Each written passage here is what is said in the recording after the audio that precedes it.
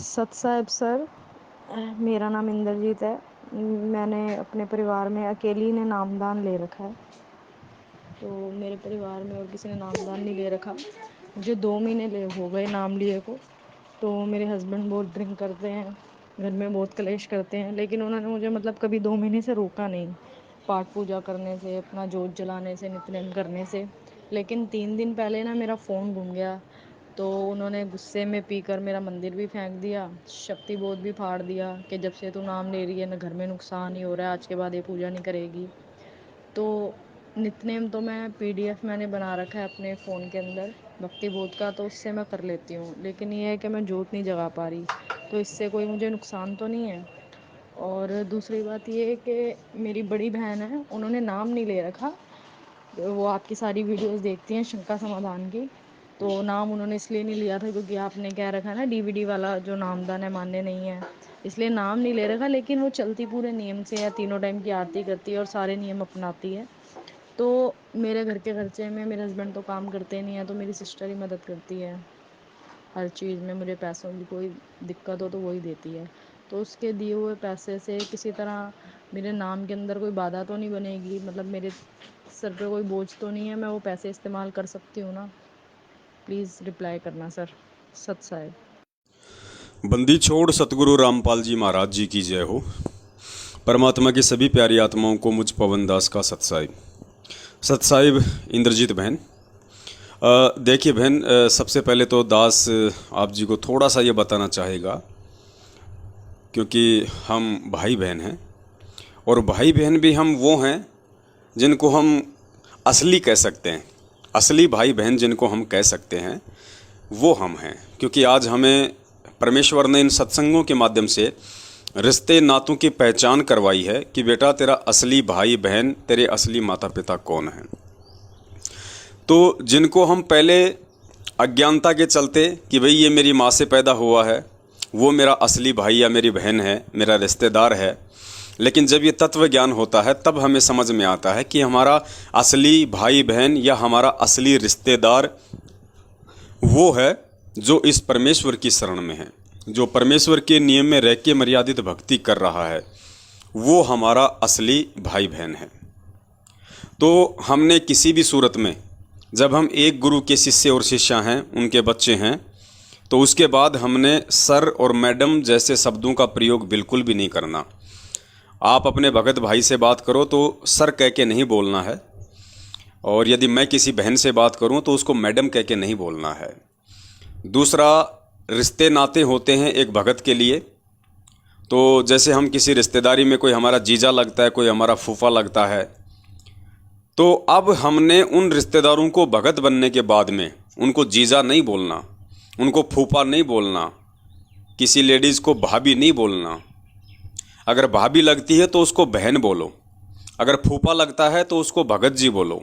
कोई जीजा है और मान लीजिए युवा अवस्था में है और मान लीजिए वो अपने ससुराल में आया है, अब उसके जो साले की वाइफ है वो क्या बोलेगी, जीजा जी, जीजा जी, जैसे हमारी परंपरा है।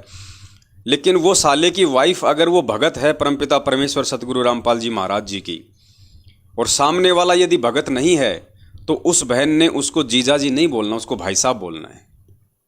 और अगर दोनों भगत हैं फिर तो हमारे को भगत जी बोलना ही है, भाई साहब भी बोल सकती हैं, भगत भी बोल सकती हैं। लेकिन ये रिश्ते नाते जो हैं ये काल भगवान के ये नाम रखे हुए हैं। तो अब हमने इन रिश्ते नातों को जब तक हम चेंज नहीं करेंगे तब तक लोगों पे इन बातों का असर नहीं पड़ेगा। तो चाहे कोई भी हो, एज अनुसार आप उनको भाई साहब कह सकती हैं। अगर जीजा लगता है, फूफा लगता है, मामा लगता है, कोई भी लगता है, जेठ लगता है, उसको हम भाई साहब कह सकते हैं। और ज़्यादा अगर बुजुर्ग है तो हम उनको भगत जी भी कह सकते हैं, उसमें कोई दिक्कत नहीं है। लेकिन ये गलती आपकी भी नहीं है बहन जी, क्योंकि अब गलती आपकी है भी थोड़ी सी गलती आपकी सिर्फ इतनी है कि नाम दीक्षा लेने से पहले अगर थोड़ा और सत्संग सुन लेती परमपिता परमेश्वर जी के, तो बहुत सारी चीज़ें आपको मालूम पड़ती और हमारी जो लैंग्वेज है उसमें भी परमात्मा दया करते।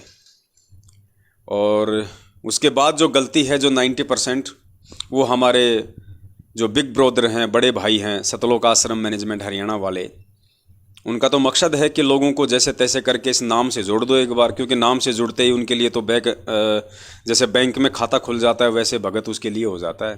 फिर तो बस ज्योति पाठ के नाम पे लूटना, दान धर्म के नाम पे लूटना, प्रार्थनाओं के नाम पे लूटना, आदेशों के नाम पे ठगना, भक्तों के घुटने तोड़ना, कभी वहाँ सत्संग में जाओ, कहीं वहाँ रैली में जाओ, कभी वहाँ हिसार जाओ, कहीं वहाँ मुंडका जाओ, कहीं वहाँ रोहतक आश्रम में जाओ। तो उनके लिए तो एक ये धंधा सेटअप हो रहा है। लेकिन अब हमने ध्यान रखना है, हम परमेश्वर के बच्चे हैं, अब हमने ज्ञान को आधार बना के चलना है। 3 युगों से हम ऐसे ही तो लुटते पिटते आ रहे हैं, और परमात्मा ने इसीलिए हमारे को विद्वान बनाया है, ज्ञानी बनाया है, मास्टर बनाया है भक्ति का, ताकि अब हम इन ठगियों से बचें। ठगी चाहे अपना करे चाहे कोई पराया करे, अब हम इनसे बचें। और आपका जो पहला जो सवाल है वो आपके पति को लेके है कि वो अनुपदेशी हैं और उनके अंदर कभी कभी ऐसे भाव उठ जाते हैं, वो गुरुजी को भी भला बुरा बोल देते हैं। और अब तो उन्होंने मालिक का जो दरबार है, जो फोटो है, उसका भी थोड़ा सा अपमान किया है। अब देखिए बहन, थोड़ा सा ज्ञान आधार से हमें समझना पड़ेगा, क्योंकि परमेश्वर की वाणी है कि कहते को कहीं जाने दे, गुरु की सीख तू ले, साकट और समान को उल्ट जवाब न दे। साकट व्यक्ति गुरुजी ने बताया वो होता है जो ना खुद भक्ति करे ना दूसरे ने कोई भक्ति करने दे। तो अब हमने इस भक्ति मार्ग पे परमेश्वर की प्रत्येक वाणी को आधार बना के बड़ी सावधानी से हमें चलना होगा, क्योंकि अब हमने हमारे मालिक को खुश करना है, भगवान को खुश करना है, गुरुदेव को खुश करना है, दुनिया को खुश नहीं करना। तो भगत के अंदर परमेश्वर ने 5 गुण बताए, शील, संतोष, विवेक, दया और अक्षमा। तो अब हमने इन 5 गुणों का प्रयोग करना शुरू कर देना चाहिए परमेश्वर के ज्ञान आधार से। आपके पति अनुपदेशी हैं तो जाहिर सी बात है उनके ऊपर काल भगवान का ज़्यादा प्रभाव है, लेकिन आपको परमेश्वर ने ज्ञान दे दिया, आपको नाम दे दिया, आप हर चीज़ का समाधान परमेश्वर के अनमोल तत्व ज्ञान से निकाल सकती हैं। दूसरी बात, पूज्य गुरुदेव जी ने बताया कि सूरमा कौन होता है। सांसारिक दृष्टि में सूरमा उसको कहते हैं जो 10-20 को मार दे, उसको सूरमा कहते हैं। जैसे कोई युद्ध में कोई जिसकी जीत हो जाती थी, जो 20-30 को मार देता था, लोग उसको सूरमा की उपाधि दिया करते थे। लेकिन ये भक्ति मार्ग में बिल्कुल विपरीत है। भक्ति मार्ग में परमेश्वर ने बताया कि जो मार दे वो सूरमा नहीं, वो तो कायर होता है। भक्ति मार्ग में सूरमा उसे कहते हैं जो सहन करता हो, जो संघर्ष करता हो अपने गुरु के लिए, अपने आत्म कल्याण के लिए, गुरु के वचन के लिए। कोई भगत को अगर गाली दे रहा है, भगत के साथ अगर मारपीट कर रहा है, तो भगत उस चीज़ को सहन करे कि भाई नादान है, मंदबुद्धि है, और मेरे मालिक की वाणी है कि आवत गाड़ी एक है, उल्टा होय अनेक, कहे कबीर ना उलटियो, रहे एक की एक। तो अगर भगत पहली बात तो कोई गलती नहीं करता है, अगर बिना गलती भी, क्योंकि काल भगवान ये 751 का मुकदमा हमारे साथ में रखेगा ही रखेगा, किसी न किसी को ऐसी प्रेरणा वो करेगा ही करेगा ताकि वो जानबूझ के हमारे साथ में वो उलझे, और वो उलझे तो हमें टेंशन बने, हमें कोई चिंता बने, और हम उस चिंता के विषय में ज़्यादा चिंतित रहें और इस परमेश्वर के नाम के विषय में थोड़ा कम रहें। तो काल यही चाहता है कि मैं इनको टेंशन में रखूं, इनका समय और समय मैं बर्बाद करता रहूं। लेकिन हमें अब मालिक ने ज्ञान दे दिया है बहन। तो आपके पति हों, चाहे रिश्तेदार हों, चाहे आपकी सास हो, कोई जी हो चाहे, अगर वो नाम दीक्षा से दूर है और वो यदि आपका घर में विरोध करते हैं, तो बहन आपने उनका विरोध सहन करना है। गाली काटें आपने सुननी है, मारपीट करें आपने ज्ञान आधार से संघर्ष करना है कि मेरे भाग्य में यही था, क्या पता इसके हाथों मेरी मौत होनी थी, लेकिन परमात्मा ने 2-4 थप्पड़ में ही काम निकलवा दिया। तो इस ज्ञान से हमें गुरुजी ने बताया कि संतोष होगा, और फिर हमारे 5 गुणों की ये परीक्षा भी होगी। जब आज हम इस भक्ति मार्ग पे लग गए और इस तरह की जब घटनाएं हमारे सामने घटित हो रही हैं, और यदि हम परमेश्वर की वाणी के अनुसार उन घटनाओं का सामना नहीं करेंगे, तो कहीं ना कहीं हम उन 5 जो गुण हैं, शील, संतोष, विवेक, दया, अक्षमा, हम उनसे दूर हैं। तो आप ये ना सोचना, कुछ चीज़ें तो हमारे प्रारब्ध की होती हैं और कुछ चीज़ें वो परमात्मा अपनी भगत की परीक्षा के लिए जानबूझ के भी परिस्थितियां पैदा कर देता है, उसके विवेक की परीक्षा लेने के लिए, उसके विश्वास की परीक्षा लेने के लिए। जैसे गुरुजी ने सेव और सम्मन का एग्जाम्पल दिया कि जब परमात्मा शेख फरीद और कमाल को लेके सम्मन के घर पे गए, तो सम्मन द्वारा अपने पुत्र सेऊ की जो गर्दन काटी गई थी वो उनके भाग्य में नहीं था, वो काटना लिखा नहीं था, उनके प्रारब्ध में नहीं था। परमात्मा ने जानबूझ के वो प्रारब्ध बना दिया, सेऊ सम्मन नेकी की परीक्षा लेने के लिए, और कमाल और शेख फरीद को ये दिखाने के लिए कि भक्तों के घर बहुत दूर है, अभी भगत तुमने देखे कहाँ हैं। क्योंकि कमाल को अहंकार हो गया था अपने सेवा भाव पे कि मेरे से ज़्यादा कबीर साहब की कोई सेवा नहीं कर सकता। तो परमात्मा ने उसका वो भ्रम निवारण करना था इसलिए मालिक ने वो लीला की। तो आज भी वही परमात्मा है और अपने बच्चों के साथ वो इसी तरह का खेल खेलेगा, क्योंकि अब अपने बच्चों को वो दृढ़ करेगा। अब जैसे कुम्हार होता है, गुरुजी ने बताया, मटके को चोट मारना कोई उसको अच्छा नहीं लगता, लेकिन वो अंदर हाथ भी रखता है, फिर धीरे धीरे चोट मारता है उसको पकाने के लिए। तो इसी प्रकार बहन जी ऐसी परिस्थितियाँ कुछ तो हमारे प्रारब्ध की ये जो है इस काल भगवान के द्वारा हमारे सामने आएंगी, और कुछ वो परमात्मा हमारी परीक्षा लेने के लिए भी जानबूझ के ऐसी परिस्थितियाँ पैदा करता है।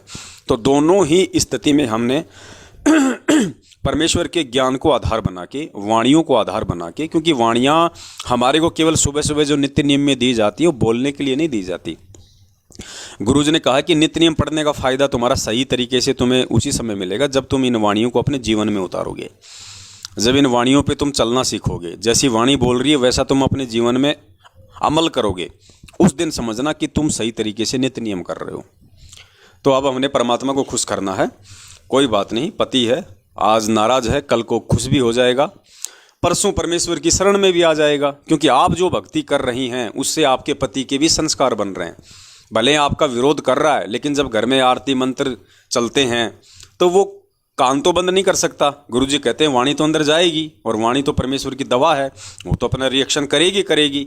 दूसरा गुरुजी ने बताया कि जब आप मन ही मन में भी अगर आप अपने सुमरण करते हो, मन में भी, किसी को नहीं सुनाई दे रहा, उसका प्रभाव भी आसपास बैठे लोगों पे पड़ता है। घर में आप जो जोत जलाती हो वो वातावरण भी भक्तिमय बनता है, लोगों के विचार शुद्ध होते हैं, क्योंकि हवन से वातावरण शुद्ध होता है। घर में अनिष्ट शक्तियाँ प्रवेश नहीं करती, घर में रहने वाले लोगों के ऊपर उसका एक मतलब के पवित्र असर पड़ता है, शुद्ध होते हैं उसके विचार।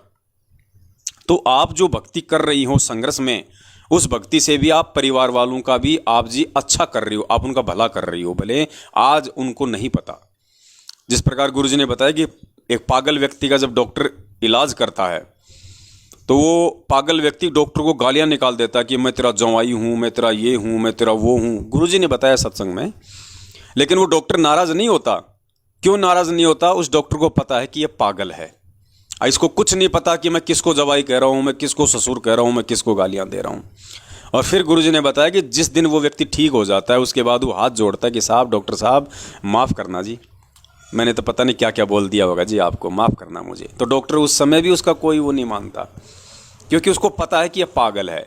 तो एक तरीके से हमें कह सकते हैं कि आपके पति देव जी आध्यात्मिक दृष्टि से पागल हैं फिलहाल, और पागल के साथ में हमने कैसा व्यवहार करना चाहिए ये हमें गुरुजी ने सत्संगों में बताया है। और तीसरी बात ये है बहन कि आप जिस बहन से मदद वगैरह ले रही हैं वो बहन भी परमेश्वर की बहुत अच्छी आत्मा है, जो आपने बताया उस तरीके से दया है उस पर भी मालिक की, और जो संकल्प लेके परमेश्वर की जो है भक्ति से जुड़ी हुई है, 3 टाइम की आरती करती है, सत्संग सुनती है, परमेश्वर की मर्यादा निभाती है, घर में दीपक जलाती है, ये भी परमेश्वर की ही भक्ति है। क्योंकि नाम बहन जी उस समय काम करेगा जिस समय या तो नाम का आदेश होगा गुरु का, और आपके अंदर उतना विश्वास हो जाएगा इस भगवान और भक्ति पे, तब वो नाम आपका सही काम करेगा। बाकी तो सत्संग सुनते रहने से भी गुरुजी ने बताया कि 70% लाभ दूंगा, और बहन ने तो संकल्प ले लिया होगा, 3 टाइम की आरती कर रही है, मंत्र सुन रही है, मर्यादा में रहेगी, तो बहन जी उतनी ही प्रोटेक्शन मिलेगी जितनी एक भगत को मिलती है। क्योंकि आत्मा से परमात्मा का संबंध है, मालिक अंतर्यामी है, वो सब जानता है। गुरुजी ने बताया कि जो आत्मा जिस दिन ये सत्संग सुन के और ये अपने अंदर ये संकल्प ले लेती है कि भाई इस संत से बढ़ के धरती पे कोई संत नहीं है और इस भक्ति से बढ़ के अन्य कहीं कोई मुक्ति नहीं है, उसी दिन से परमात्मा इस आत्मा को काल भगवान की हद से छुड़वा के अपनी हद में ले लेता है। उसका बाल बाका नहीं हो सकता। कहे कबीर सुनो वे साधो, मैं तो हूँ विश्वास में। तो ऐसी बहन से जिसको हम अपनी गुरु बहन ही कह सकते हैं, उसमें कोई संशय नहीं 1% भी। जैसे आप मेरी बहन हो, आप ऑनलाइन नाम दीक्षा लेके या जैसी भी नाम दीक्षा लेके भक्ति कर रही हो, उसी प्रकार जो बहन संकल्प लेके भक्ति कर रही है उसमें और आप में रत्ती भर भी अंतर नहीं है, रत्ती भर भी। तो जरूर आप उनसे मदद ले सकती हो, क्योंकि वो भी नेक कमाई है, ऐसी कोई बात नहीं है। और उधार तो वैसे भी हम किसी से भी लेके हम अपना काम निकाल सकते हैं, आप उनसे उधार के तौर पे लेते रहिए। गुरुजी ने बताया, देखो क्या ये आध्यात्मिक ज्ञान है बहन जी, तत्व ज्ञान है ये, हमें इन चीज़ों को थोड़ा समझना पड़ेगा। परमेश्वर ने बताया कि लेने देने से ही काम चलता है भाई। आप उधार ले सकते हैं, अपने भगत भाई से भी आप ले सकते हैं, किसी और से भी आप ले सकते हैं, ठीक है, लेकिन उधार देने वाले ने ब्याज नहीं लेना। उधार लेने वाला ब्याज दे सकता है अगर सामने कोई जगत और लेना चाहे तो, क्योंकि हमारी मजबूरी है, इसलिए हम ब्याज दे सकते हैं, लेकिन ब्याज भगत ले नहीं सकता। तो कोई बात नहीं, मदद में जो बहन आपकी जो मदद कर रही है आप उनसे मदद ले सकती हैं, लेकिन आपके भाव पैसे वापस लौटाने के होने चाहिए। आपके भाव होने चाहिए कि मैं समय आने पे इसको पैसे वापस लौटाऊं। फिर यदि आप नहीं लौटा पाई किसी कारणवश, तो गुरुजी ने बताया कि बच्चों देखो, तुमने अगर किसी का लिया है तो तुम्हारे भाव उसके पैसे वापस लौटाने के होने चाहिए। किसी कारण से तुम नहीं लौटा पाए, तुम्हारा शरीर छूट गया, तो गुरुजी ने बताया कि बेटा मैं तेरा उसके ऊपर कर्जा नहीं रहने दूंगा। तूने जो भक्ति करी है उस भक्ति में से कुछ अंश मैं उस आत्मा को दूंगा जिससे तूने उधार पैसा लिया था, तो उसको लाभ मिलेगा, और इस प्रकार मैं तेरा ये कर्जा उतारूंगा। लेकिन भगत ने ये नहीं सोचना कि मैंने तो ले लिया 5 लाख रुपए, अब कोई बात नहीं, मैं तो मर जाऊंगा तो गुरुजी उतार देंगे। उसका नहीं उतारेंगे। जिसके मन में ये दोष आ गया उसका नहीं उतारेंगे। जिसके मन में ये भाव थे कि मैं इसका कर्जा दूं, इसका पैसा दूं, लेकिन किसी कारण से उसका शरीर बीच में छूट गया, उस आत्मा का कर्जा परमात्मा उसकी भक्ति से दूसरे व्यक्ति को लाभ देके थोड़ा थोड़ा कुछ % वो उसका ऋण मालिक उतरवा देगा।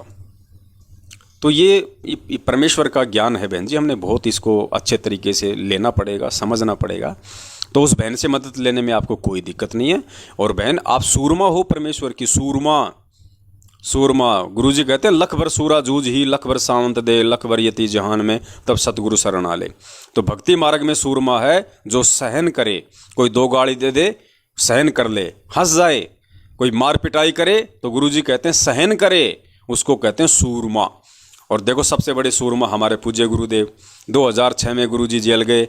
अब जेल में रिमांड क्या होता है बहन जी आप अच्छे से जानती हैं। छाती के बाल तक उखाड़ दिए थे रोहतक जेल में 2006 में। परमेश्वर ने उफ तक नहीं किया, किसी को बद्दुआ तक नहीं दी। आज 2014 से इस काल एजेंट सतलोक आश्रम मैनेजमेंट हरियाणा वालों की इन घटिया हरकतों की वजह से आज हमारे पूज्य गुरुदेव जी जेल में हैं। 30 दिन का लगभग रिमांड हुआ। आज परमेश्वर ने सहन किया, किसी को बद्दुआ नहीं दी परमेश्वर ने, किसी को गाली नहीं दी, उल्टा हाथ तक तो परमेश्वर तो सोच भी नहीं सकते। जब हमें मना करते हैं तो परमेश्वर तो कितने मर्यादित रहते हैं। तो बहन जी हमने अपने पूज्य गुरुदेव जी के पद चिन्हों पे चलना पड़ेगा, गुरु को देख के चलना पड़ेगा भक्ति मार्ग में। भक्ति मार्ग में हमारा आधार केवल हमारा सतगुरु है। ये जो शास्त्र हमारे आधार नहीं है बहन जी, ये वेद, गीता, कुरान, पुराण, बाइबल, ये हमारे आधार नहीं है। ये हमारे उस समय तक आधार थे जिस समय तक इन शास्त्रों के माध्यम से हम सतगुरु की पहचान नहीं कर पाए। ये शास्त्र केवल सतगुरु की पहचान करवाने के लिए है, इनमें भक्ति और भगवान नहीं है। जब हमें सतगुरु की पहचान हो जाती है इन शास्त्रों से, उसके बाद हमारा आधार, एक भगत का आधार शास्त्र नहीं सतगुरु होता है। फिर जो सतगुरु अपने मुख कमल से जो वचन बोलेगा, वो चाहे दुनिया के किसी शास्त्र में हो या ना हो, हमारे लिए फाइनल है। वो वचन हमारे लिए फाइनल है, आज्ञा योग्य है, पालन योग्य है। तो बहन जी इस प्रकार से हमने भक्ति मार्ग पे परमेश्वर के ज्ञान को आधार बना के चलना है। और दूसरे जो भगत भाई बहन हैं कोई संपर्क में आवें, इस विषय से संबंधित यदि उनकी भी कोई परेशानी हो, शंका हो, तो आप जी भी उनका समाधान करें परमेश्वर के ज्ञान आधार से। ये हम सब की जिम्मेदारी बनती है। सत साहिब बंदी छोड़ सतगुरु रामपाल जी महाराज की जय हो।